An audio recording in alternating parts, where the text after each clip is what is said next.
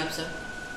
आशा करता हूँ अपने घर में व्यस्त, मस्त और स्वस्थ होंगे और अपने समय का पूरा सदुपयोग कर रहे होंगे। और समय का आपके समय को और उपयोगी बनाने के लिए एक बार फिर से हम आपके बीच उपस्थित हो चुके हैं आज अध्याय 4 के महत्वपूर्ण प्रश्नों को लेकर। आशा करता हूँ कि आपने अध्याय 3 के क्वेश्चन देखे होंगे। यदि नहीं देखे होंगे तो अभी भी जाके देख लीजिए, वीडियो आपका रखा हुआ है यूट्यूब में। और अध्याय 4 के क्वेश्चन लेकर आया हम उपस्थित हो चुके हैं। देखिए, बात करते हैं आज के अध्याय 4 के प्रश्नों की। दोस्तों, आपको पता है कि अध्याय 4 में प्रश्न हैं, 5 नंबर के प्रश्न आएंगे। 5 नंबर के प्रश्न में से एक नंबर का विकल्प आएगा और एक 4 नंबर का प्रश्न आएगा। ठीक, तो आज हम बात करेंगे कि कौन से प्रश्न हैं जो 4 नंबर में पूछे जाने की उनकी पॉसिबिलिटी है। ठीक है, चलिए तो आप ध्यान रखिएगा। उदाहरण नंबर 13, 14 और 16 कौन से? उदाहरण नंबर 14, 16 और 13, 14 और 16 ये 3 उदाहरण आपको लगाना है। कौन कौन से? उदाहरण नंबर 13, 14 और 16 इन तीनों को लगाना है। उदाहरण की बात नहीं करेंगे आज, उदाहरण आप अपने से करेंगे। ठीक, यदि आपको डाउट होता है तो आप कमेंट बॉक्स में कमेंट करके बताएं, तो हम दोबारा प्रयास करेंगे आपको उदाहरण को समझाने का। फिर लोग बात करते हैं, ये 3 महत्वपूर्ण प्रश्न है, उदाहरण नंबर 13, 14 और 16। उसके बाद आपके प्रश्नावली में, प्रश्नावली 4.2 में क्वेश्चन नंबर 8 का फर्स्ट पार्ट क्या है? 8 का फर्स्ट पार्ट आज का पहला इंपॉर्टेंट क्वेश्चन है। 13 एग्जाम्पल 13, दूसरा एग्जाम्पल 14, तीसरा एग्जाम्पल 16, चौथा है क्वेश्चन एक्सरसाइज 4.2 का क्वेश्चन नंबर 8 का फर्स्ट पार्ट। फर्स्ट पार्ट कहता है सरल कीजिए कि a बराबर यदि a b c a square b square c square, क्या करना है? इसको आपको सरल करना है, हल करना है। ठीक है, तो हल करने के लिए क्या करना होगा? ध्यान रखिए, कभी कभी इतना छोड़ देगा, बोलेगा हल कीजिए, या कि कभी इसका जो हल आएगा तो हल लिख देगा, बोलेगा सिद्ध कीजिए। ठीक है, सिद्ध करने के लिए क्या बोल सकता है? ये बोल देगा equal to a minus b, b minus c और c माइनस a, तो बोलेगा सिद्ध कीजिए कि इतना है। ठीक है, जब सिद्ध करना हो तो क्या करना होगा आपको? सिद्ध करने के लिए हम लोग उत्पत्ति करते हैं। उत्पत्ति में क्या करते हैं? बायां भाग लेके चलते हैं। ठीक है, तो बायां भाग क्या है अपना? यहाँ पर अपना बायां पक्ष सारणी 1 a b c a square b square c square. ठीक है, ये सारणी क्या आपको लाना क्या है? आपको सिद्ध करना है a minus b, b minus c और c माइनस a। इसको सिद्ध करने के लिए क्या करेंगे आप? सबसे पहले कोई भी ऐसी संख्याएं लगाएंगे इसमें यानी a minus b, b minus c और c माइनस a प्रकार का हल प्राप्त हो जाए। ठीक है, तो आप ध्यान से देखिए, हम लगा रहे हैं क्या? ध्यान रखिए, यहाँ आप ये तो कॉलम में या कि रो में, दोनों में आप संख्याएं लगा सकते हैं। ठीक है, तो क्या हो जाएगा? मान लीजिए हम चेंज कर रहे हैं रो नंबर में, रो नंबर 1 में चेंज कर रहे हैं। ठीक है, 1 में क्या चेंज कर देते हैं? रो नंबर 1 में चेंज करते हैं हम लोग। रो पहली में दूसरे रो को घटा देते हैं। क्यों? a माइनस बी मिल जाएगा।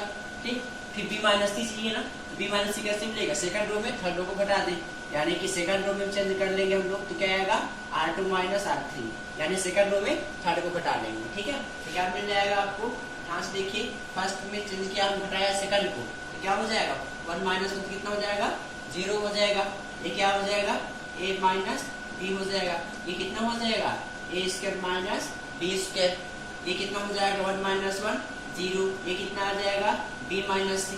ये कितना आ जाएगा? b स्क्वायर माइनस सी स्क्वायर। और इसमें R3 में कोई चेंज हम लोग नहीं कर रहे हैं। ठीक है, अब चलिए इसके बाद देखिए कि इसमें a square minus b square equal to क्या होता है? a माइनस b और a प्लस b होता है। ये पहली रो से, यानी क्या करें हम लोग? R1 से ऐसा लिखते हैं, R1 तथा R2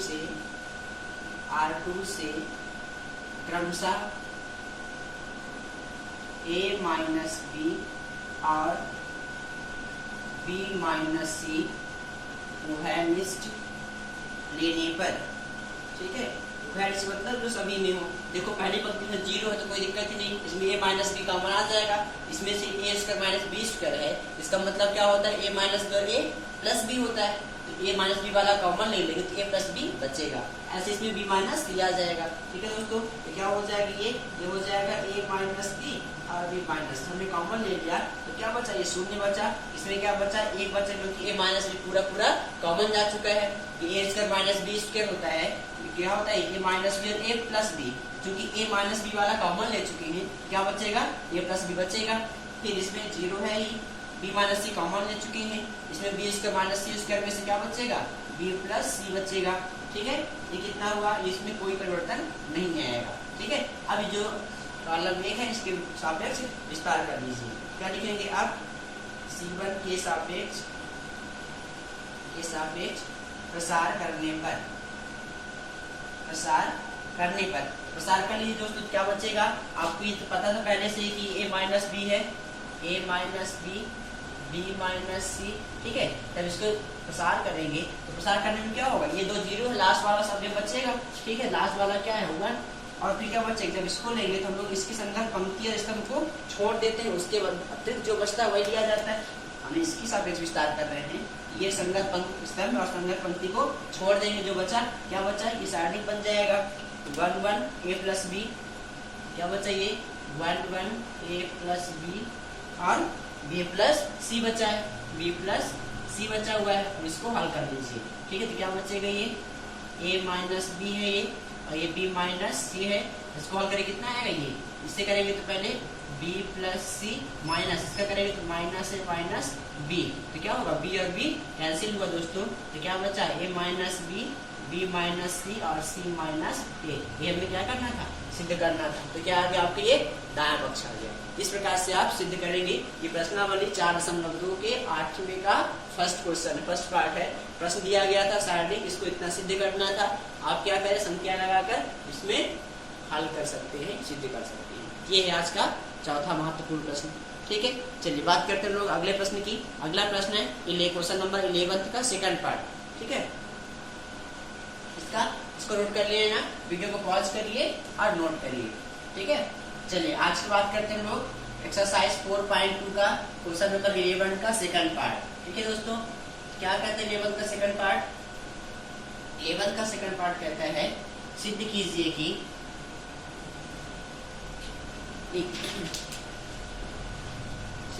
कि x plus y plus 2x x plus y plus 2z x x, ठीक है, नहीं z x y plus z plus 2x x, फिर y z plus x plus 2y equal to 2 times x plus y plus z का whole cube. ये आपको सिद्ध करना है। ठीक है, ये सिद्ध करने के लिए हम लोग बात कर रहे हैं आज के 4.2 क्वेश्चन नंबर 11 का सेकंड पार्ट। सिद्ध करना है इतना बराबर 2x plus y plus z का होल क्यूब। ठीक है दोस्तों, क्या करना है सिद्ध करने के लिए आप अच्छे से जानते हैं। इसके लिए हम लोग सबसे पहले बायां पक्ष लेके चलते हैं। बायां पक्ष क्या है आपका, बायां पक्ष है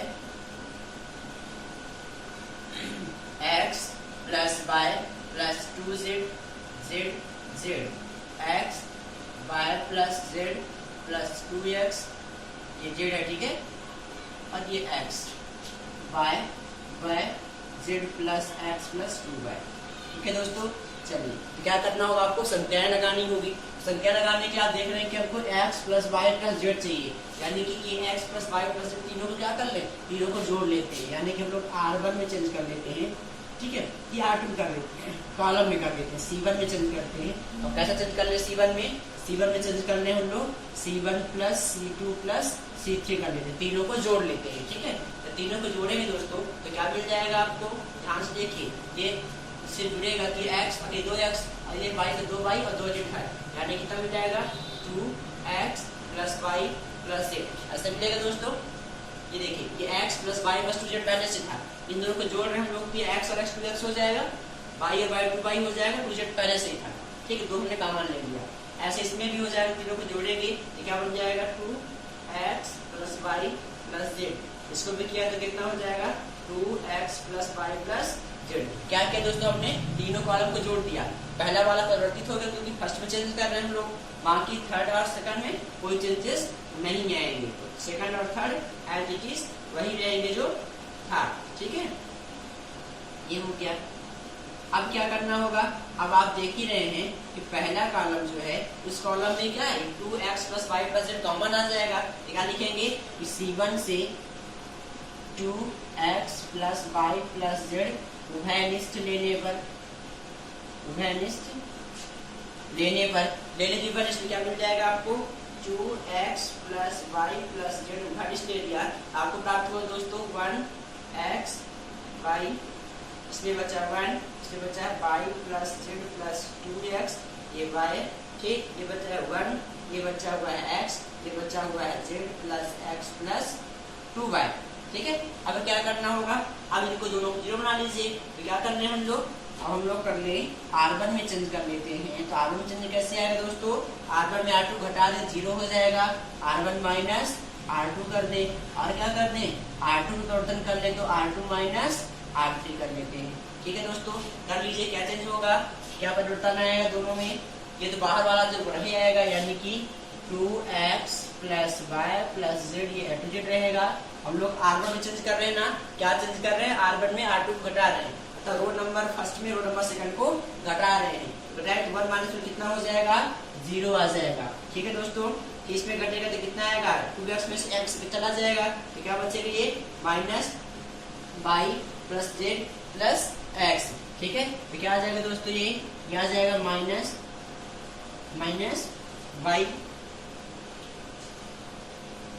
z + x। ठीक है, और ऐसे इसमें करें तो y और y कितना हो जाएगा दोस्तों, ये हो जाएगा y और y 0 हो जाएगा। ठीक है, अब R2 चेंज करें तो कितना 1 - 1 कितना हो जाएगा, ये 0 हो जाएगा। ये भी दोस्तों ये कितना हो जाएगा, इसमें x घटेगा तो कितना आ जाएगा, ये x घटेगा तो आ जाएगा ये y + z, x घटा रहे हैं ना, हाँ ठीक है, y + z + x आ जाएगा। ठीक है दोस्तों, और इसमें घटे कितना बचेगा, ये घटेगा तो बचेगा आपका z -z + x + y। ठीक है दोस्तों, ये हो गया। और तीसरे में कोई चेंज नहीं आएगा, तीसरा एटीट्यूड वही रहेगा 1x और z + x + 2y। ठीक है दोस्तों, इस प्रकार से हम इसको क्या किए, R1 में R2 - R3 घटा लिए और R2 में R3 कर दिए। ठीक है, तो आपको प्राप्त हो गया। अब क्या करेंगे हम लोग, चूंकि समय माइनस आ रहा था इसलिए माइनस हमने कॉमन ले लिया। ठीक है, अब ये R3 आया ना, 2 तो 0 हो चुके हैं, R3 के सापेक्ष क्या कर दें, विस्तार कर दें हम लोग। ठीक है, तो क्या लिखेंगे C3, अब लिखेंगे C3 के सापेक्ष विस्तार करने पर, C3 के सापेक्ष विस्तार या प्रसार करने पर, तो प्रसार करने क्या होगा दोस्तों, 2x + y + z रहेगा, इसका विस्तार करेंगे। तो क्या करते हैं, विस्तार करके हमने सीखा, विस्तार करने के लिए क्या करना होता है, आपको जिस ऑब्जेक्ट के थ्रू कर रहे थे पंक्ति सिस्टम, ये पंक्ति छूट जाएगी, जो बचा उसको लेके हल कर लेते हैं। तो क्या बचा है दोस्तों, ये 1, इसमें बचा हुआ है -y + z + x, y + z + x, 0 -z + x + y। ठीक है, इसको हल कर डालिए दोस्तों, तो क्या बन जाएगा, ये 2x + y + z है। ठीक है, ये कितना हो जाएगा, इसके माइनस प्लस हो जाएगा, ये क्या हुआ x + y + z का होल स्क्वायर, ये 0 हो जाएगा, कोई दिक्कत नहीं। ये कितना हो जाएगा 2x + y + z का स्क्वायर प्लस 1, ये कितना हो जाएगा q। ये आ गया आपका दायां पक्ष। इस प्रकार से आप हल कर पाएंगे। ठीक है दोस्तों, एक बार फिर देख लीजिए क्या था, ये प्रश्न दिया गया था, बोला गया सिद्ध कीजिए कि 2x + y + z का होल क्यूब सिद्ध करना है। इसके लिए क्या किया हमने, सबसे पहले बायां पक्ष लिया, बाएं पक्ष में तीनों कॉलम को आपने ऐड कर लिया। ऐड करने के बाद आपने क्या किया, इसमें पहली पंक्ति में दूसरी पंक्ति देखा आपने, कॉलम नंबर 1 में कॉमन आ गया, जितना कॉमन ले लिया हमने, कि बचा उसमें पहली पंक्ति को दूसरे में घटा दिया, दूसरे को तीसरे में घटा दिया, घटाने के बाद जो प्राप्त हुआ उसमें C3 के सापेक्ष विस्तार कर दिया, तो हमें जो आवश्यक रिजल्ट मिल गया। ठीक है दोस्तों, ये था आज का अगला महत्वपूर्ण question.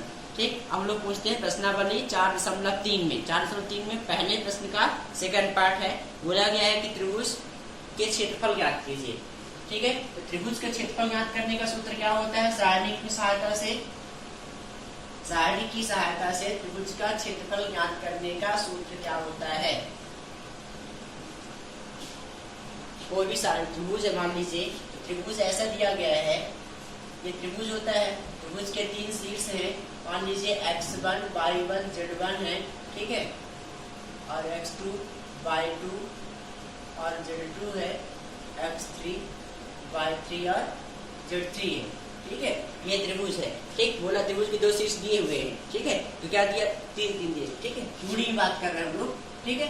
x1 y1 x2 y2 x3 y3, ठीक है। तो कैसे ज्ञात करेंगे क्षेत्रफल? कैसे ज्ञात कर पाएंगे हम लोग दोस्तों? क्षेत्रफल ज्ञात करने के लिए सूत्र होता है, ठीक है, त्रिभुज का क्षेत्रफल बराबर होता है x1 y1 1 x2 y2 1 x3 y3 और 1। ये क्या होता है? त्रिभुज के क्षेत्रफल। सारणी की सहायता से त्रिभुज के क्षेत्रफल ज्ञात करना जिसके शीर्ष x1 y1 x2 y2 x3 y3 दिए गए हों, ठीक है। तो 4.3 में पहले प्रश्न का जो तीसरा पार्ट है कुछ इसी प्रकार से बोला गया है। प्रश्न बोला गया है कि त्रिभुज का क्षेत्रफल ज्ञात कीजिए जिसके शीर्ष कितने दिए गए दोस्तों? शीर्ष दिए गए हैं -2 -3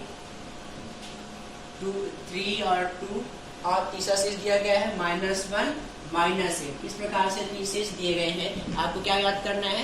आपको त्रिभुज का क्षेत्रफल ज्ञात करना है सारणी की सहायता से। तो कैसे ज्ञात करेंगे दोस्तों? आप ये क्या होगा? ये पहला वाला x1 कहलाएगा, y1 होगा, ये x2 होगा, ये y2 होगा, ये x3 होगा, ये y3 होगा, ठीक है। हम जानते हैं त्रिभुज का क्षेत्रफल कितना होता है। त्रिभुज क्षेत्रफल x1 y1, पहली पंक्ति में x1 y1 और 1, दूसरी पंक्ति में x2 y2 और 1, ठीक, तीसरी पंक्ति में x3 y3 और 1। अब इसको हल कर लीजिए दोस्तों, अब क्या मिल जाएगा? क्षेत्रफल मिल जाएगा, ठीक है। क्षेत्रफल कैसे मिल जाएगा?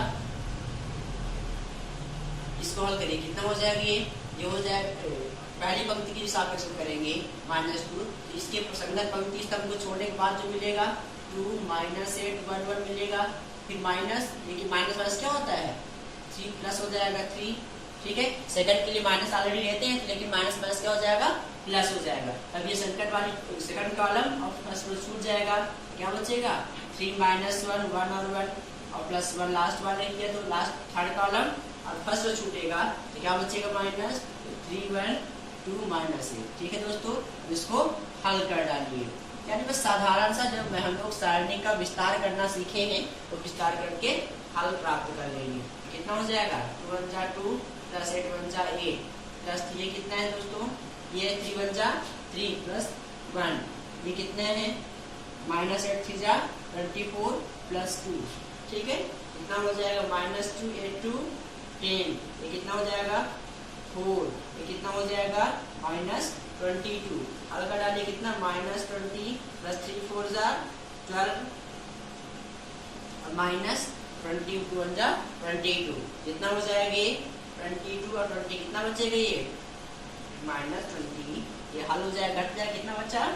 10, ठीक है। यानी कि 10 -10, क्योंकि क्षेत्रफल क्या होता है? पॉजिटिव होता है, इसलिए क्या लिखेंगे? 10 स्क्वायर यूनिट, वर्ग इकाई।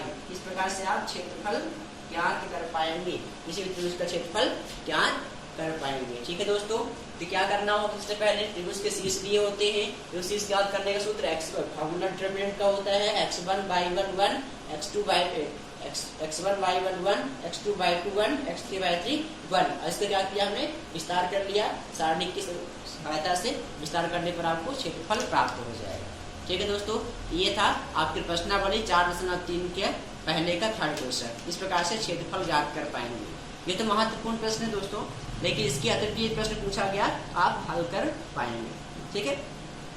अगला क्वेश्चन आपका एक्सरसाइज 4.5 का। तो 4.5 में क्या पूछा गया आपसे?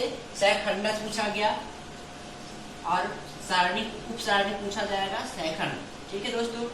तो 3 शब्द हैं, इन 3 शब्दों को आप ध्यान से समझिए पहले, ठीक है।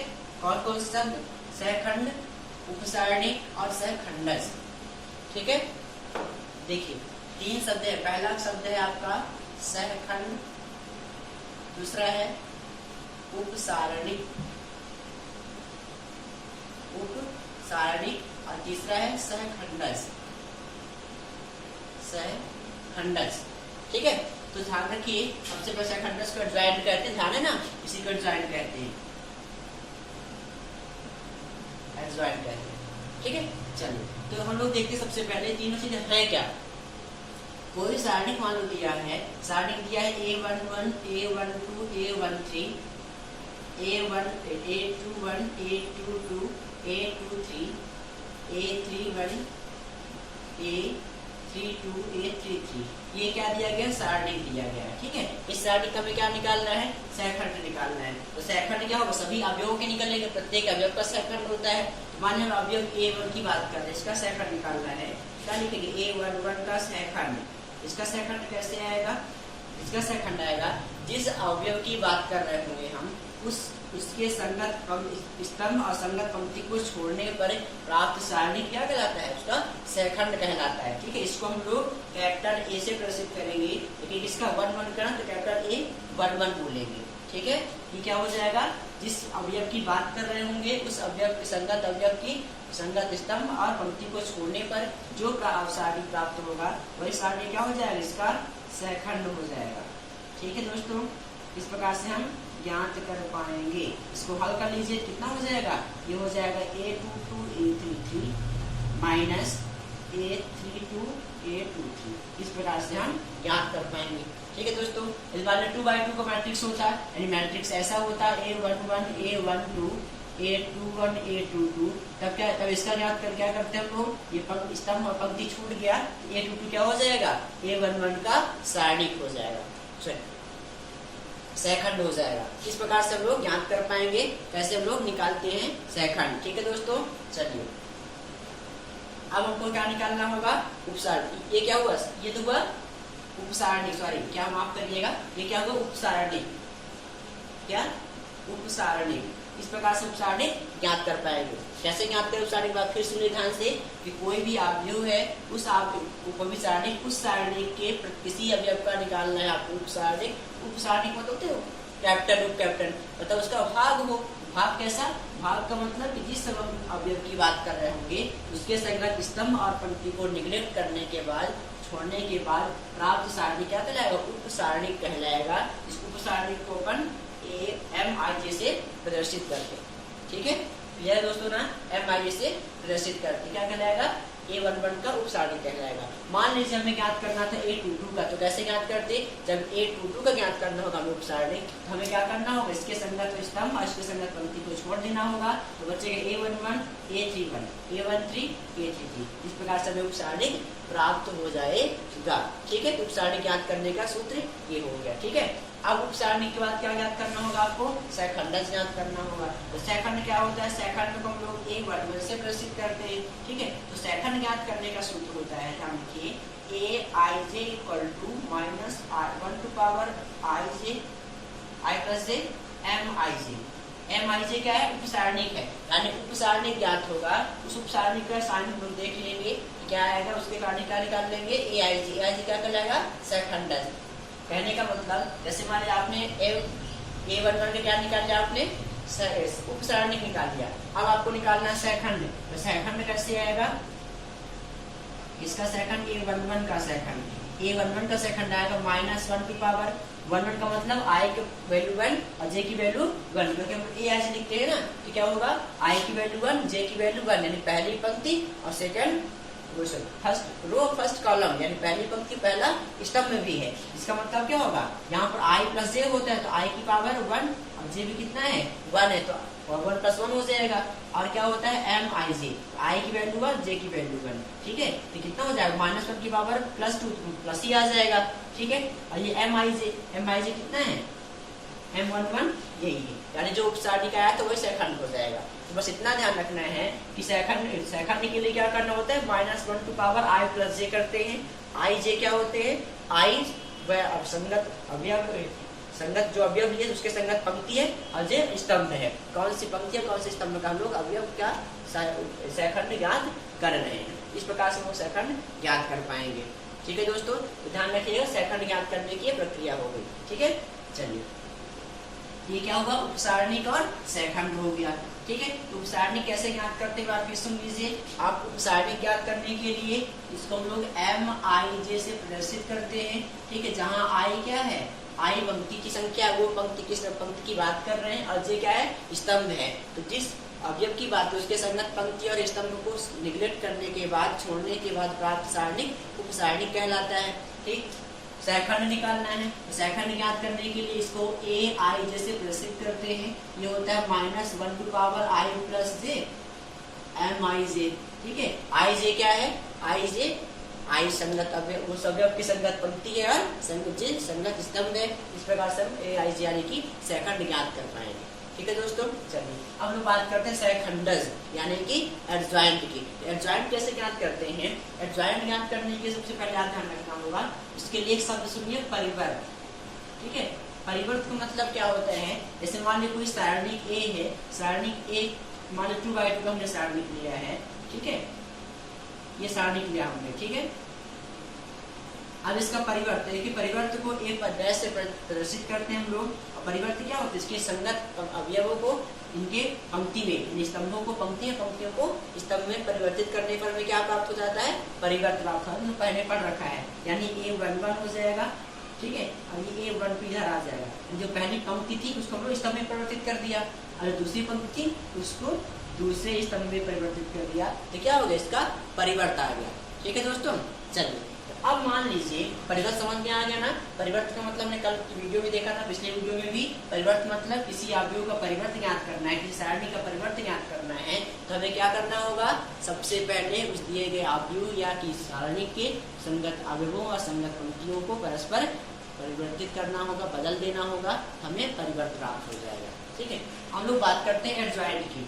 मान लीजिए कोई सारणिक है, सारणिक A है, ठीक है, ये सारणिक है 2/2 का, मान लीजिए A11, A12, A21 और A2, ये हमने मान लिया। मतलब इसका क्या निकालेंगे, इसके प्रत्येक अवयव का क्या निकालेंगे हम लोग, सहखंड। A11 निकालेंगे, A12 निकालेंगे, A13 निकालेंगे और A14 निकालेंगे, 13 नहीं है ना, A11, A12, A21, A21 और A22, ठीक है। यानी कि इसके सभी अवयवों का क्या निकालेंगे, सहखंड निकाल लेंगे। सहखंड निकाल लिया हमने। जब A11 के सहखंड की बात करेंगे तो क्या होता है formula, -1 to power 1 + 1 MIJ। MIJ क्या होता है, जिसके संगत अवयव की बात कर रहे हैं उसके संगत पंक्ति स्तंभ को छोड़ने पर ये प्राप्त हो जाएगा A22, ठीक है। कुल मिलाकर कितना आएगा, A22 आएगा, ठीक। जब A12 की बात करेंगे, A12 कौन सा अवयव है, A12 आपका अवयव है ये, इसकी बात करें तो लोग क्या आएगा, इसके संगत -1 टू पावर 1 + 2 है ना, 1 + 2 हो जाएगा, तो I की वैल्यू 1, J की वैल्यू 2, ठीक। अब इसकी बात करें इसके संगत पंक्ति और स्तंभ छूट जाएगा, क्या बचेगा, A21 बचेगा। इसकी पावर माइनस की पावर कितनी है, 2 1 3, जब 3 हो गया यानी कि ऑड नंबर आ गया, विषम संख्या नेगेटिव आएगा और A21 हो जाएगा, ठीक। इसकी बात करें A21 की, A21 के लिए क्या होगा, -1 टू पावर I कितना है 2, J कितना 1, I2 J 1, तो -I का 2 + 1 हो जाएगा। और A21 की बात कर रहे हैं, जो संगत पंक्ति स्तंभ छोड़ने क्या मिलेगा आपको, A12 मिल जाएगा, यानी कि -A12 हो जाएगा, ठीक है दोस्तों। अब इस बार हम देखें लास्ट में इसका, यानी कि A22 मतलब -1 टू पावर 2 + 2। अब A22 की बात कर रहे हैं, इसको छोड़ने के बाद इसके संगत पंक्ति स्तंभ को छोड़ने क्या मिलेगा आपको, A11 प्राप्त हो जाएगा, A11, जो कि -1 पर कितना होगा 4। अब 4 क्या है, सम संख्या है, जब किसी ऋणात्मक संख्या की घात सम होती है धन ही आ जाएगा A11। इस प्रकार से हमने क्या ज्ञात कर लिया, इनके सहखंड ज्ञात कर लिया। तो अब इस सहखंडों को क्या बनाया हमने, इससे सारणिक बनाया। क्या किया हमने, जो सारणिक दिया था उस सभी सारणिक के क्या निकाला हमने, सारणिक के सभी अवयवों के सहखंड निकाल दिया। इन सहखंडों को क्या बनाया हमने, सारणिक बनाया। यानी कि A11 का सहखंड क्या आया, कैपिटल A11 आया। A12 का सहखंड क्या आया, A12 आ गया, ठीक। A21 का क्या आया, कैपिटल A21 आ गया। और A22 का क्या आया, कैपिटल 122 आ गया। ये क्या बन गया, एक सारणिक बन गया। इसका दिए गए सारणिक के सहखंडों का एक सारणिक बनाया हमने, दिए गए सारणिक के सहखंडों का एक सारणिक बनाया। और इस सारणिक का क्या कर ले, इस सारणिक का परिवर्त का मतलब दोस्तों, इसके अवयवों को इसके इस पंक्तियों को स्तंभ में, स्तंभों को पंक्तियों में बदल दे तो क्या हो जाएगा, जो पंक्ति इधर ये पंक्ति थी और से पंक्ति है A11 A12 हो जाएगी, और जो दूसरी पंक्ति हो दूसरे स्तंभ में बदल जाएगी। यही क्या कहलाता है दोस्तों, इसी को हम लोग कहते हैं एडजॉइंट ऑफ ए। क्या कहते हैं दोस्तों, एडजॉइंट यानी सहखंडस है। क्या कहते हैं दोस्तों, सहखंडस। एक है सारणी का सहखंड कहलाता है, सहखंडस कहलाता है। ठीक है, एक बार फिर से सहखंडस कैसे ज्ञात करेंगे, जो दिया गया अवयव होगा उस अवयव के प्रत्येक अवयव का सहखंड निकाल लेंगे, सहखंड का जो सारणिक बनेगा उसका परिवर्त ज्ञात करेंगे, उसका परिवर्त क्या होता है, एडजॉइंट ए होता है। ठीक है दोस्तों, क्या होता है, एडजॉइंट ए होता है। एडजॉइंट समझ में आ गया। अब हमने बात की थी कि किसी भी सारणी का, किसी भी अवयव का हम लोग प्रतिलोम यानी इनवर्स भी ज्ञात कर पाते हैं। दो प्रक्रिया, दो विधियां थी। पहली विधि थी वहां हम लोग संख्या लगा करते थे, 3 5 में था, अध्याय 3 में था, हमने पढ़ रखा है। ठीक है, फिर अब यहाँ पर क्या करेंगे, यहाँ पे हम लोग निकालेंगे एडजॉइंट की सहायता से। तो ए इनवर्स होता है adjoint of A upon mod A. ठीक है, मॉड ए मतलब दिए गए अवयव का डिटरमिनेंट निकाल लेंगे पहले। यार ध्यान रखिए सबसे पहले कि डिटरमिनेंट क्या है, डिटरमिनेंट नॉट 0 है तभी हम इनवर्स निकाल पाएंगे, अन्यथा इनवर्स नहीं निकाल पाएंगे। क्यों, क्योंकि 0 हो गया तो अपार में 0 क्या होता है, अपरिभाषित होता है, इसलिए नहीं याद कर पाएंगे। ठीक है, तो ऐसे अवयव को अव्युत्क्रमणीय अवयव कहते हैं। इनको हम लोग अवयव की, ऐसे अवयवों को प्रतिलोम ज्ञात किया जा सकता है। ठीक, तो सीधा सा कहने का आशय ये कि किसी भी अवयव का यदि प्रतिलोम ज्ञात करना है, प्रतिलोम ज्ञात करने के लिए क्या करना होगा, सबसे पहले दिए गए सारणी, दिए गए अवयव को सारणिक बदलिए, इसका मान ज्ञात कीजिए। मान देखिए 0 के बराबर नहीं है, तब क्या हुआ, ऋणात्मक हो सकता है, धनात्मक हो सकता है, लेकिन 0 नहीं होना चाहिए। ठीक, 0 नहीं, इसका मतलब प्रतिलोम का अस्तित्व होगा। तब प्रतिलोम ज्ञात करने के लिए आपको एडजॉइंट ज्ञात करना होगा। एडजॉइंट कैसे ज्ञात करते हैं, उस अवयव के प्रत्येक अवयव का क्या निकाल लेंगे, सहखंड, उस सहखंड का क्या निकालेंगे, अवयव, अवयव का परिवर्त बना लेंगे, तो वही क्या हो जाएगा, आपका एडजॉइंट हो जाएगा। इस प्रकार से हम ए इनवर्स ज्ञात कर पाएंगे। ठीक है दोस्तों, इस प्रकार सहखंड, उपसारणिक और सहखंडस क्लियर हो गया ना। चलिए अब इससे संबंधित प्रश्न पूछे जाएंगे। ठीक है, देखिए कैसे प्रश्न पूछे जाएंगे।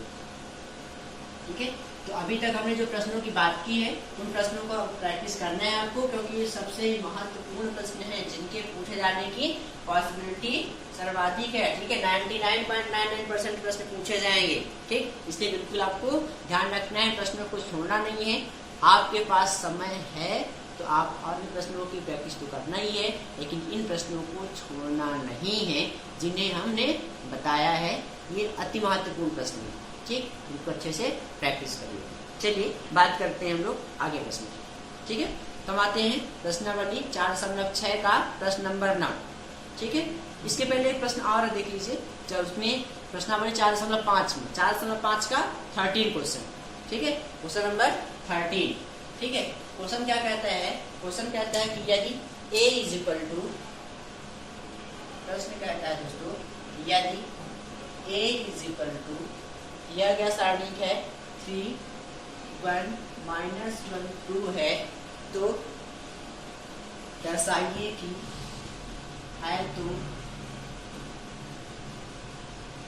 दर्शाइए कि a square minus 5a plus 7i equal to 0 है। ठीक है, तथा ए इनवर्स ज्ञात कीजिए, तथा ए इनवर्स ज्ञात कीजिए। ठीक है दोस्तों, चलिए तो ज्ञात करते हैं हम लोग। सबसे पहले कैसे ज्ञात करेंगे, आपको पहले ये ज्ञात करना, यानी ए स्क्वायर चाहिए आपको। ए स्क्वायर कैसे मिलेगा, ए दिया गया है आपको 3 -1 1 2। ठीक, आपको ए स्क्वायर निकालना है, ए स्क्वायर कैसे मिलेगा, a इंटू ए, यानी आप ए में स्वयं आप ए का ही गुणा कर दें, आपको क्या मिल जाएगा, ए स्क्वायर मिल जाएगा। ठीक, आप ए 3 1 -1 2 इंटू 3 1 -1 2 गुणा, आपको याद है ना, पहली पंक्ति का पहले स्तंभ से करते हैं तो क्या हो जाएगा, 3 3 9 प्लस 1 1 1, लेकिन माइनस क्या हो, प्लस माइनस माइनस हो जाएगा। इससे होगा तो कितना हो जाएगा, 3 1 3 और माइनस 2 1 जा 2, इसका होगा तो 3 1 जा 3 माइनस 2 1 जा 2, इससे होगा तो माइनस 1 1 जा 1 और 2 2 जा 4। ठीक है दोस्तों, कितना हो जाएगा अभी हल हुआ तो कितना हो जाएगा 8 हो जाएगा, ये हो जाएगा 5, ये हो गया -5, ये हो गया 3, ये क्या निकल गया आपका ए स्क्वायर निकल गया। ठीक है, ए स्क्वायर निकालने के बाद आपको क्या करना होगा, अब आपको जांच करनी होगी 5a। ठीक है, तो 5a कितना होता है, a में 5 का मल्टीप्लाई कर लीजिए, a कितना था 3 1 -1 और 2। ठीक है, तो 5 का मल्टीप्लाई कर लीजिए, 5 3 जा 15, 5 1 जा 5 -5, 5 2 जा 10 और 7i क्या होता है, 7i तो 7 इंटू आई, आई कितना होता है 10वां का योग, आपने पढ़ रखा है, कितना हो जाएगा 7 0 0 7। अब हल कर लीजिए। ठीक है, तो अब क्या करना होगा, आपको निकालना है ए square minus 5a plus 7i, ये जांच करनी है ना। ठीक है, इतना बराबर शून्य दिखाना है, इसको लेके चलिए आप देख लीजिए। तो ए स्क्वायर कितना है यहाँ पर दोस्तों, ए स्क्वायर आया है आपका ये, ठीक है 8 5 ऋण 5 3। ठीक है, फिर माइनस 5 में कितना आया दोस्तों, 5 आया है 15, 5 -5 और 10। ठीक है, और प्लस 7i कितना आया दोस्तों, 7i आया है ये। ठीक है, इसको हल कर लीजिए। आप अवयवों का योग तो जानते हैं, संगत अवयवों को विपरीत करना जोड़ना होता है। 8 5 13 और 13 7 कितना होगा 13 7 8 धन 15 धन 7। ठीक, ये कितना हो जाएगा 5 धन 5 धन 0।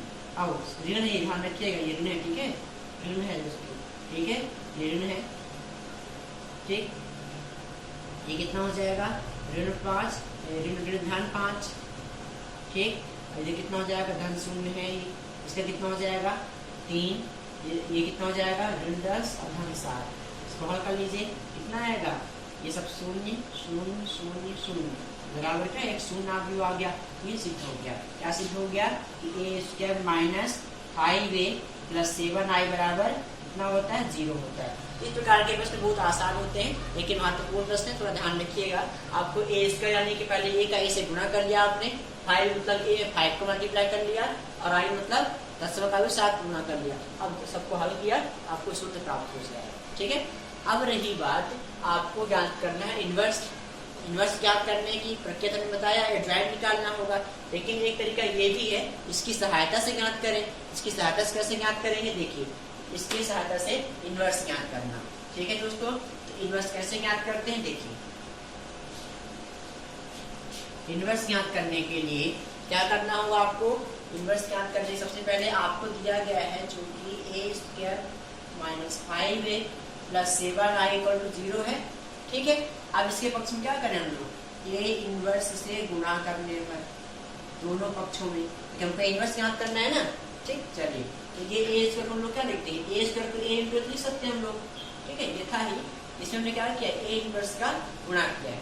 इसमें भी क्या हो जाएगा, तो क्या हो जाएगा 5 था, हमने ए इनवर्स का गुणा किया है। ठीक है, प्लस 7i था, इसमें हमने क्या किया ए इनवर्स का गुणा कर लिया, बराबर 0 में भी ए इनवर्स का गुणा किया, दोनों पक्षों में हमने ए इनवर्स का गुणा कर लिया। ठीक है, कर लिया, क्या हो जाएगी, ये सबसे पहले इसको हम लोग एक साथ कर सकते हैं। किससे, आपने पढ़ रखा है साचरण नियम। साचरण नियम क्या होता है, ए बी गुणे सी हो, इसको हम लोग ए बी सी कह सकते हैं। ठीक है, बी सी को साथ कर सकते हैं, तो क्या हुआ साचरण नियम से ऐसा हो गया।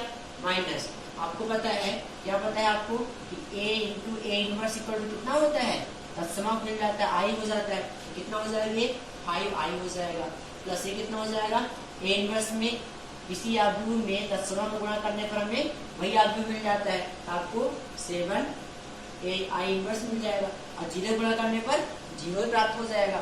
ठीक, अभी क्या हो जाएगा, इसका लोग जानते हैं कि i हो जाएगा। ठीक है, i हो गया माइनस 5i हो गया प्लस 7a इनवर्स हो गया।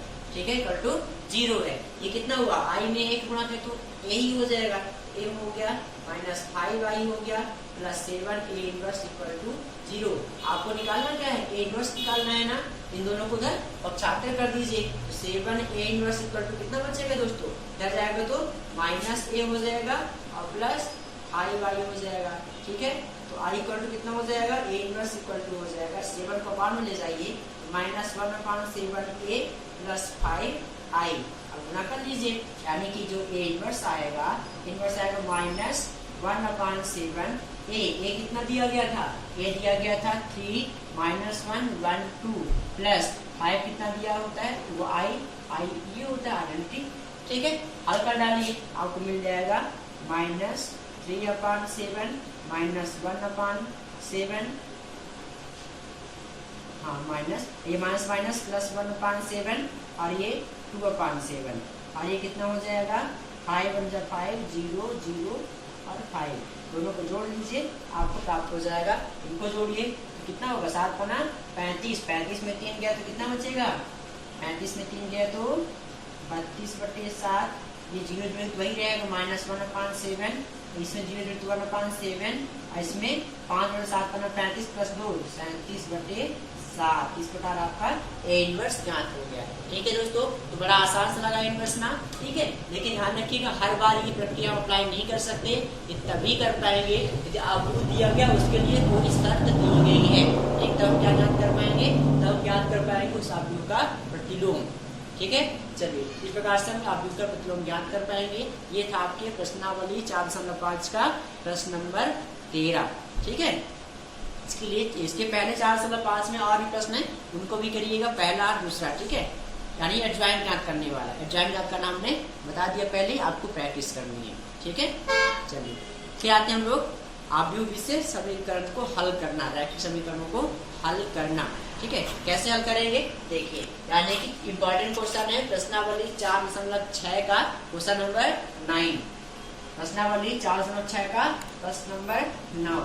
ठीक है, आज का अगला महत्वपूर्ण प्रश्न है प्रश्नावली 4.6 का प्रश्न नंबर 9, जो कि प्रश्न कहता है कि आव्यूह विधि से दिए गए रैखिक समीकरण को हल कीजिए।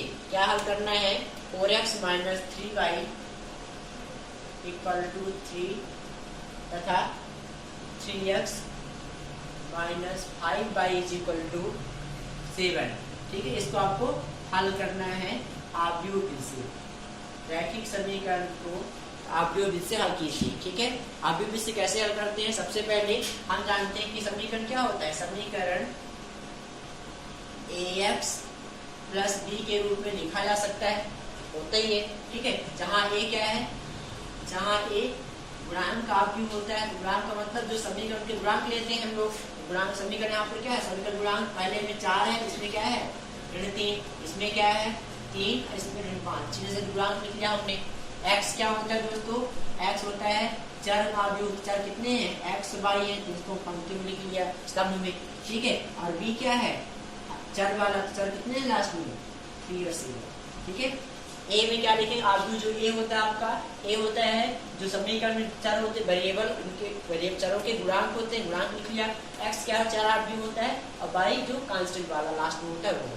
ठीक है, अब चलिए अब क्या ज्ञात करना होगा, सबसे पहले आपको जांच करनी है क्या ए इनवर्स का अस्तित्व है कि नहीं। ठीक है, तो सबसे पहले क्या करें, आप इसका सारणिक निकालिए। सारणिक कितना हो जाएगा 4 ऋण 3 3 ऋण 5, याद करें कितना आएगा 5 क्या है 5 चौको 20 ऋण 3 का 9 बराबर ऋण 11, जो कि 0 के बराबर नहीं है, इसलिए क्या होगा, इसलिए ए इनवर्स का अस्तित्व होगा, अस्तित्व ना। चलिए जब ए इनवर्स का अस्तित्व होगा तब ए इनवर्स ज्ञात करना होगा। तो आपको पता है दोस्तों कि ए इनवर्स कैसे ज्ञात करते हैं, ए इनवर्स होता है मॉड ऑफ ए, यानी हमको क्या ज्ञात करना होगा, एडजॉइंट ज्ञात करना होगा। एडजॉइंट कैसे आएगा दोस्तों, हमने बताया था कि जो आव्यूह दिया गया उसको क्या निकाल लें, परिवर्त निकाल लें। ठीक है, पहले इस आव्यूह क्या निकाल लें, सेकंडस। आपको पता है कि दिया गया आव्यूह है, इसको a11 a12 a21 और a2 ये क्या प्राप्त होते हैं, इसके सेकंड के सारणिक बना। ठीक है, इसका क्या करना है, परिवर्त। परिवर्त मतलब पंक्ति को स्तंभ में, स्तंभ को पंक्ति में, यानी कि a11 A12 और A21 A22 ये हो जाएगा। ठीक है, याद करिए कितना हो जाएगा, इसका आ जाएगा आपका -5, ठीक, इसका हो जाएगा 3, इसका हो जाएगा -3 और इसका हो जाएगा 4। ठीक है, इस प्रकार से आपका याद कर लिए, आपने एडजॉइंट याद कर लिए। ठीक है, एडजॉइंट कितना हो जाएगा, एडजॉइंट हो जाएगा आपका -5 3 -3 4। ठीक है, अपान क्या है, ये कितना क्या है, यह आपको -11। ठीक है, इस प्रकार से हमने एडजॉइंट याद कर लिया। इनवर्स मिल गया आपको। ठीक है, इनवर्स कितना आ गया, इनवर्स आ गया कुल मिला करके या भाग दीजिए तो कितना हो जाएगा, -5/11 प्लस हो जाएगा 3/11 ऋण 3/11 ऋण धन हो जाएगा, ये ऋण होगा। ठीक है, और ये होगा 4/11। इस प्रकार से हमें क्या मिल गया दोस्तों, हमें ए इनवर्स मिल गया।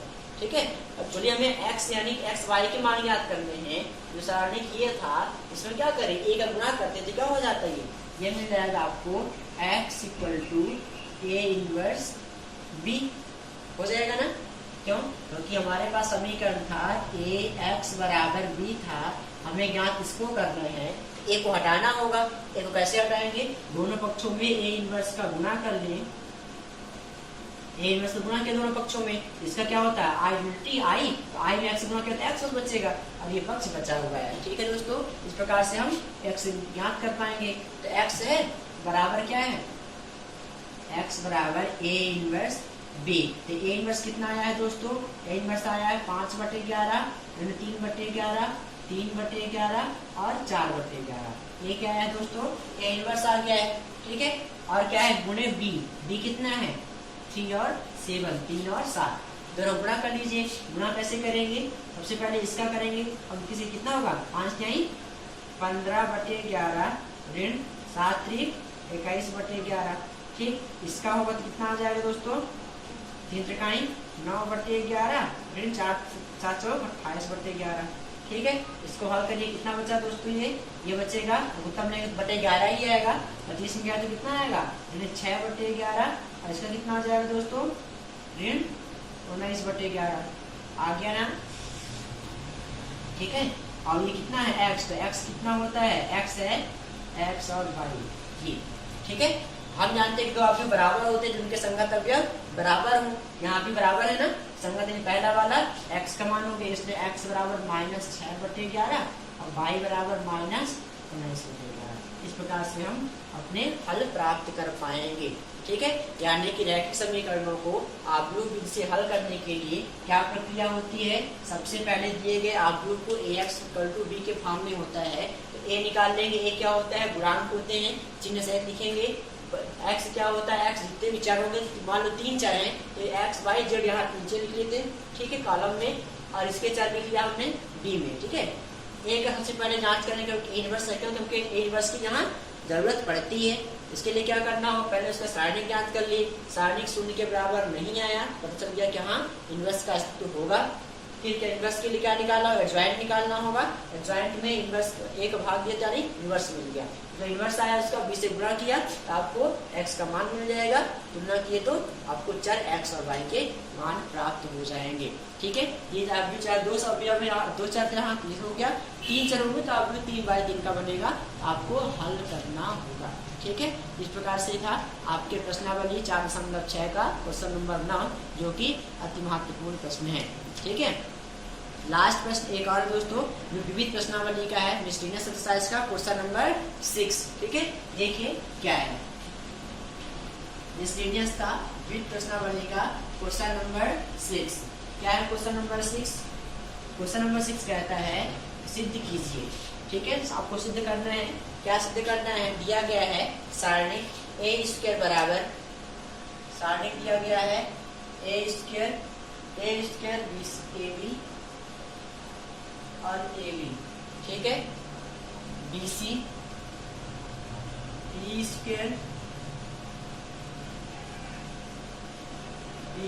plus BC। ठीक है, फिर AC plus C² AC और C²। बराबर 4a²b²c²। ये आपको सिद्ध करना है दोस्तों, ठीक है। तो कैसे सिद्ध करेंगे, आप जानते हैं सारणी के गुणधर्म का उपयोग करेंगे। सिद्ध करने के लिए क्या करना होगा, उत्पत्ति, ठीक है। सबसे पहले क्या लेते हैं आप, बायां पक्ष लेते हैं, यानी कि LHS लेते हैं, ठीक है दोस्तों। बायां पक्ष क्या है आपका, बायां पक्ष a² BC AC + C² a² + AB B² AC AB B² + BC और C²। ये हमने लिख लिया दोस्तों, ठीक है। आपको लाना क्या है, a² b² c² लाना है, ठीक है। तो क्या करते हैं, सबसे पहले हम लोग ऐसे संख्या लगाते हैं कि a b c आपको वरिष्ठ मिल जाए, ठीक है। तो क्या कर लेते हैं हम लोग, सबसे पहले आप R1 में चेंज कर लेते हैं, पंक्ति नंबर 1 में चेंज कर लेते हैं। क्या चेंज करते हैं, दोनों को R1 R2 को जोड़ लें और जो आए उसमें R3 को घटा दें, ठीक है। क्या करेंगे, R1 R2 को जोड़े, दो पंक्ति को जोड़े, जो आए तीसरे को घटा देंगे, ठीक है। जोड़िए, a² हो जाएगा और ये AB माइनस से घट जाएगा, क्या बचेगी, 2a² हो जाएगा दोस्तों। इसमें b² देखिए BC दोनों क्या हो जाएंगे, घट जाएंगे, तो क्या बचेगी, b² हो जाएगा। तो इसको दोनों को जोड़ रहे हैं हम लोग ना, ये घट जाएगा, अच्छा 0 हो जाएगा, ठीक है ना। फिर इसमें घटा रहे हैं तो क्या हो जाएगा, ये भी 0 हो जाएगा, ठीक है। क्योंकि दोनों को जोड़ेंगे ना, और एक C², अच्छा 2ac है, क्या हो जाएगा, 2ac, ठीक है। ध्यान से करिएगा, R1 + R2 क्या हमने दो पंक्तियों को जोड़ा और तीसरे को घटाया है, ठीक है। चलिए, अब बाकी दो में क्या होगा, कोई चेंज नहीं आएगा, ठीक है। ये हो गया दोस्तों। अब क्या करना होगा हमें, अब सबसे पहले a b c कॉमन ले लेते हैं। देखिए C1 में इसमें a पूरे कॉमन आएगा, इसमें भी और इसमें C, यानी कि C1 C2 व C3 से क्रमशः a b व c उभयनिष्ठ लेने पर, है ना। देखिए इसमें से पूरे से a बाहर ले लिए हम लोग, तो क्या बचेगा, इसमें क्या मिलेगा, 2a मिलेगा। एक a² था ना, एक a बाहर गया, इसमें से a बाहर लिया क्या बचेगा, a + b बचेगा। इसमें a बाहर लिया तो केवल b बचेगा। इसमें से b लिया पूरे से तो क्या आएगा, 0 तो था, कोई दिक्कत नहीं। b लिया तो एक b बचेगा, b लिया तो b + c बचेगा। इसमें c लिया तो 2a आ जाएगा, c बचेगा, a बचेगा और एक c बचेगा, ठीक है दोस्तों। इतना हो गया। अब क्या करना है, एक इसमें से b लिया है ना, पहले से a, दूसरे से b, तीसरे से c, एक a b c मिल गया, आपको स्क्वायर चाहिए, ठीक है। अब क्या कर लीजिए, विस्तार कर लीजिए। ये क्या और करने, संख्या लगा लेते हैं C3 में, तीसरे नंबर कॉलम में लगा लेते हैं। देखिए दोनों घटा 0 हो जाएगा ना, ठीक है। यानी क्या करना है, हम लोग C3 - C1 कर लेते हैं, ठीक है। तीसरे में पहले को घटा देते तो क्या हो जाएगा, 0 हो जाएगा, तो आसान हो जाएगा आपको विस्तार करने में, ठीक है। तो पहले वाले में कोई चेंज नहीं होगा, पहले कॉलम में, दूसरे कॉलम में कोई चेंज नहीं होगा, तीसरे कॉलम में घटा रहे हैं क्या, तीसरे में आप करिएगा, तीसरे में पहले को, तो 2a - 2a कितना हो जाएगा, 0 हो जाएगा। ये माइनस करेंगे हम लोग तो कितना हो जाएगा, -b, ये माइनस करेंगे तो c - b हो गया दोस्तों। चलिए आप क्या करिए, इसके R1 के बाद सापेक्ष विस्तार कर लीजिए। देखिए R1 के सापेक्ष प्रसार अथवा विस्तार करने पर, ठीक है। विस्तार करके क्या मिल जाएगा दोस्तों, ये a b c था ही आपका, ठीक है। a b c रहेगा, ठीक है। R1 क्या है, 2, और जब इसको विस्तार कर रहे हैं तो इसके संगत पंक्ति स्तंभ छूट जाएगा दोस्तों, ये बचेंगे दोनों। कॉल करिए, कितना आ जाएगी, ये हो जाएगा आपका BC - b², BC - b², ठीक है। और ये कितना हो जाएगा, minus plus b² + BC + b² + BC, ये होगा दोस्तों। b² क्या हुआ, कैंसिल, a b c बराबर कितना बचेगा, ये हुआ 2a, और ब्रैकेट में क्या, BC + BC कितना हो जाएगा, 2BC हो जाएगा, ठीक। तो कितना हुआ, ये BC है, 2 × 2 = 4abc हुआ, ये 4 बाहर, a² b² c², ये आ गया आपका दायां पक्ष, ठीक है दोस्तों। तो ये आप था विविध प्रश्नावली का प्रश्न नंबर 6। ध्यान रखिएगा अच्छे से, फिर से क्या करना होगा, बायां पक्ष लिया हमने, एक बार दोनों को जोड़ के तीसरे वाले घटा दिया पंक्ति में, तो आपको मिला ये पहले स्तंभ से ए, दूसरे से बी, तीसरे से सी कॉमन लिया, ABC मिल गया, 3 दोनों गुना 0 हो गया, R1 के सापेक्ष विस्तार किया, आपको हल प्राप्त हो जाएगा। ठीक, ये था अध्याय 4 के महत्वपूर्ण प्रश्नों का एक जखीरा, जो क्या था, जो आपको ये बताएगा कि अध्याय 4 से कौन से प्रश्न हैं जो 4 अंक में पूछे जाएंगे। ठीक दोस्तों, मैं बार बार आपसे प्रार्थना कर रहा हूँ, निवेदन कर रहा हूँ, इन प्रश्नों को जरूर ध्यान से देखिएगा, इन प्रश्नों को भूलिएगा नहीं, क्योंकि यही प्रश्न ही पूछे जाएंगे। ठीक, आपके पास समय है, आप और प्रश्नों का अभ्यास करते ही रहना, इनको छोड़ना नहीं, लेकिन इनको तो करना ही है। ठीक है, चलिए, यदि आपको कोई समस्या होती है तो आप कमेंट बॉक्स में कमेंट करके बताएं, और वीडियो को सब्सक्राइब तो कर लें, क्योंकि ऐसा ना हो कि आपको वीडियो पता चल पाए कि कब आया, और अपने दोस्तों की मदद करें और उनको जो वीडियो भी शेयर कर दें, ताकि वो भी पढ़ पाएँ और अच्छे अंक ला पाएँ। ठीक, आज के लिए इतना ही, धन्यवाद।